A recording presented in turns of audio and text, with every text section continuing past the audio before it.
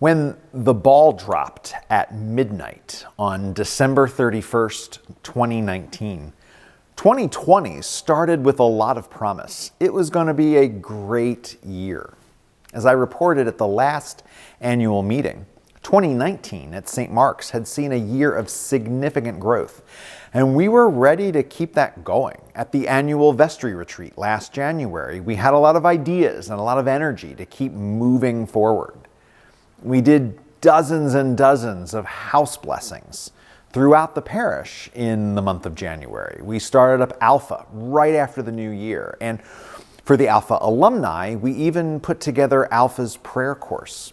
Chuck and I headed out to Basking Ridge and Lyons train stations to do Ashes to Go. And we kicked Lent off with a daily email focus on This is the Way.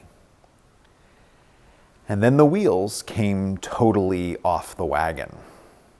We had to cancel the spring rummage sale. We basically had to mothball the entire building, telling those who were renting our facility that they couldn't use it anymore. We went around and turned every thermostat down as low as we could go. We hung signs all over the facility telling everyone that we were closed and to stay away. We marshaled the vestry and other parish leaders to call and check in on parishioners. We partnered with Ridge Oak Senior Housing and had parishioners take food and other supplies to those who couldn't leave the safe confines of their homes. We completely reconfigured the church so that I could stand in the sanctuary alone and broadcast the service out on YouTube and Facebook. And then we reconfigured it again and again.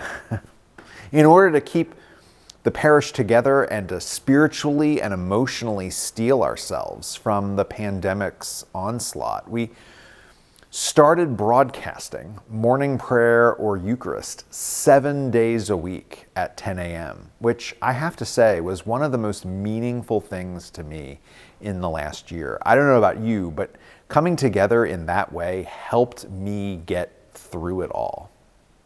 Parishioners, young and old, sent in videos of themselves reading the lessons or playing music or singing songs or leading prayers. A group of parishioners took cookies and tea to some of our older members around Easter. John Liga put together Sunday school lessons and short videos to keep a virtual Sunday school going.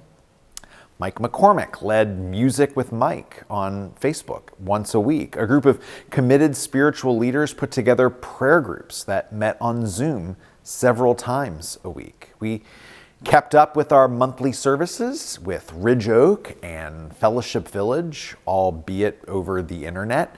And with everyone at home, we had Zoom coffee hours after church on Sunday mornings.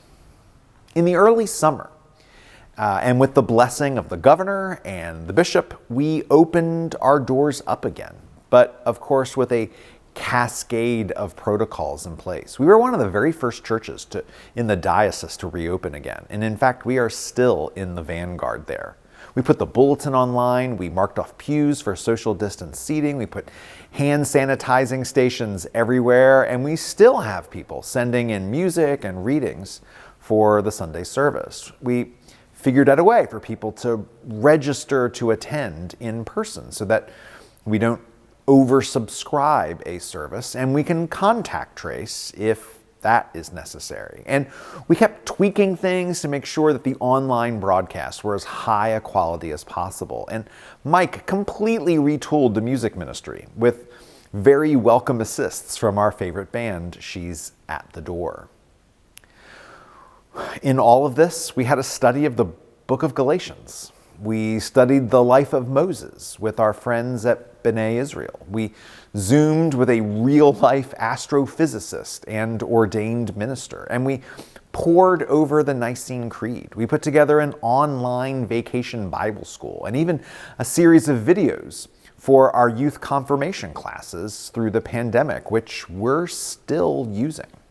Later in 2020, we tried to find more and more ways to keep us together and connected. We baked hundreds of cinnamon buns for the whole parish and had a big and sweet morning prayer on Thanksgiving morning.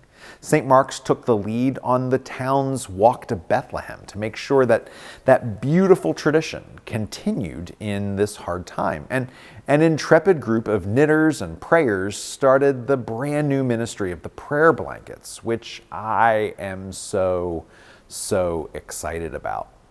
Chip and I have been Zooming with the youth groups, using this time to prepare both the J2A and the new J2B for hopeful confirmation this spring. We've partnered very closely with the Red Cross and have been having regular, very well-attended blood drives here at St. Mark's throughout the pandemic. We had a record bounty at the Giving Garden, 2,459 pounds of fresh produce, which is just amazing. Because of the generosity of many and the hard work of a select few, we were able to continue our feeding ministry with St. Mark's in Keansburg, which is just so important, especially in these times. Because of the pandemic, I've done very few hospital visits and almost no home visits. So in the summer, Jackie Taylor invited me to give a little time to the food bank, which has been really great. Principally, I've been taking food from their main facility to one of their satellite facilities in Bound Brook, where they distribute the food there each weekend. With the dedication of Kristen Hauser and John Liga, we remade our creche service into a creche week, and we reimagined our Christmas giving to the food bank and collectively gave over $3,400 in gift cards so that the clients of the food bank could go and purchase their own gifts for their own children and maybe even get something for their Christmas dinner, which was just absolutely incredible. We collected 63 turkeys, 10 chickens, 9 hams, and 7 bags of sweet potatoes. Obviously, since we're doing the annual meeting on Zoom, we're not finished with COVID and its effects on the world and St. Mark's. Of course, we don't really know when things will be able to go back to normal. But we're assuming that by the fall, that might be a possibility. We also don't know what things will look like on the other side of all this.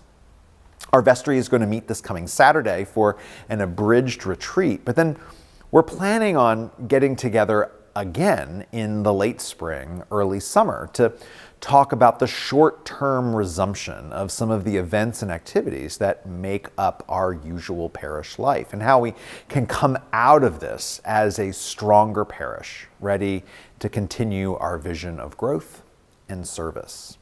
I am incredibly grateful for the work of the staff, the wardens, the vestry, and all the leadership of St. Mark's for the hard work, creativity, out-of-the-box thinking, flexibility, and faithfulness. I'm also incredibly grateful for everyone who has continued to support St. Mark's through this time and allow us to be able to do the things that we are still able to do. Thank you. Thank you so much.